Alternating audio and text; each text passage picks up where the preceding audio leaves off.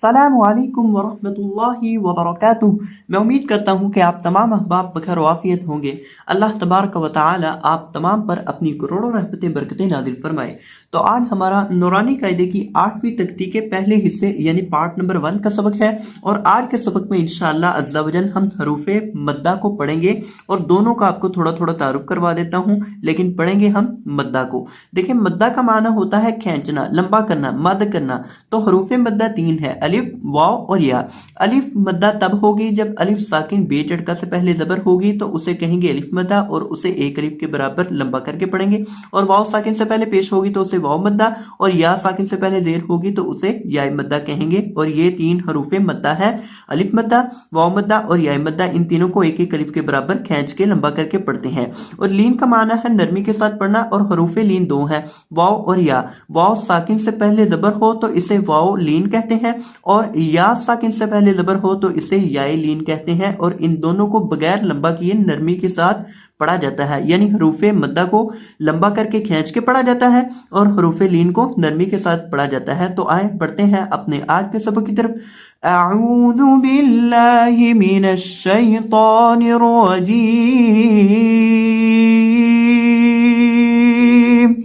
بسم اللہ الرحمن الرحیم۔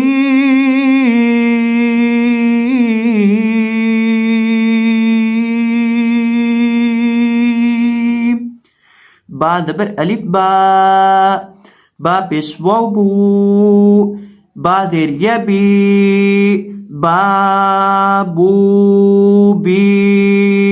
تا زبر الف، تا، تا پیش واو تو، تا زیر یا تی، تا تو تی۔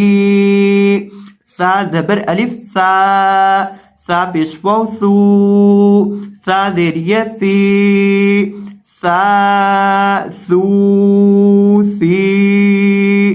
حا زبر الف، حا، حا پیش واو حو، حا زیر یا حی، حا حو حی۔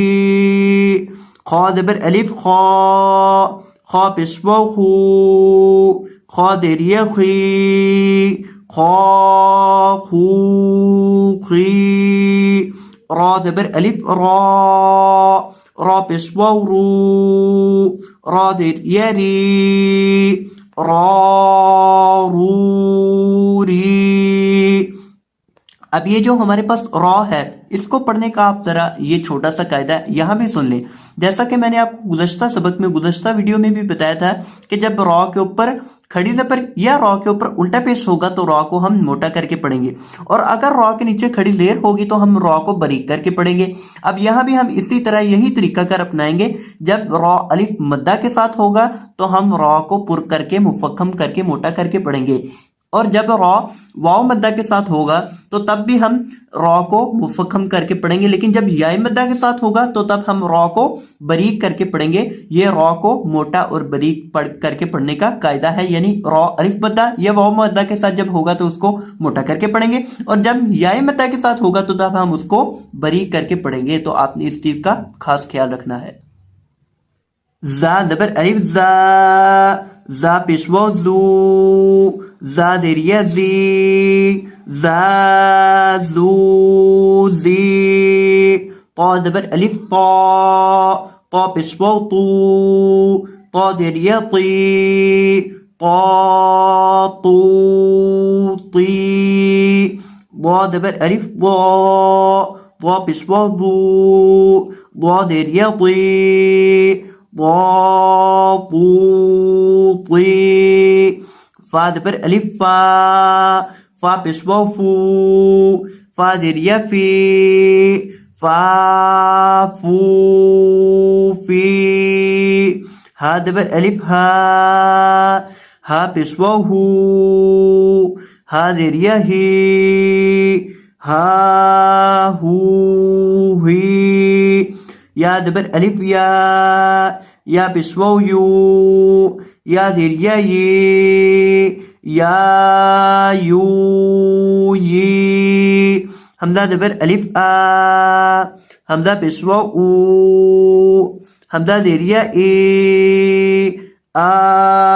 ऊ ई जीम ज़बर अलिफ जा जीम पेश वाव जू जीम ज़ेर या जी जा जू जी दाल ज़बर अलिफ दा दाल पेश वाव दू दाल ज़ेर या दी दा दू दी दाल ज़बर अलिफ ज़ा दाल पेश वाव दू दाल ज़ेर या दी ज़ा ज़ू ज़ी सीन ज़बर अलिफ सा सीन पेश वाव सू सीन ज़ेर या सी सा सू सी शीन ज़बर अलिफ शा शीन पेश वाव शू शीन ज़ेर या शी शा शू शी صاد ज़बर अलिफ सा صاد पेश वाव सू صاد ज़ेर या सी सा सू सी ضاد ज़बर अलिफ ता ضاد पेश वाव तू ضاد ज़ेर या ती ضا طو طي عين ज़बर अलिफ आ عين पेश वाव ऊ عين ज़ेर या ई आ ऊ ई غين ज़बर अलिफ غا غين पेश वाव गू غين ज़ेर या गी غا غू गी قاف ज़बर अलिफ قا قاف पेश वाव कू قاف ज़ेर या की قا कू की काफ ज़बर अलिफ का काफ पेश वाव कू काफ ज़ेर या की का कू की लाम ज़बर अलिफ ला लाम पेश वाव लू लाम ज़ेर या ली ला लू ली मीम ज़बर अलिफ मा मीम पेश वाव मू मीम ज़ेर या मी मा मू मी नून ज़बर अलिफ ना नून पेश वाव नू नून ज़ेर या नी ना नू नी वाव ज़बर अलिफ वा वाव पेश वाव वू वाव ज़ेर या वी वा वू वी। तो ये था हमारा आज का सबक।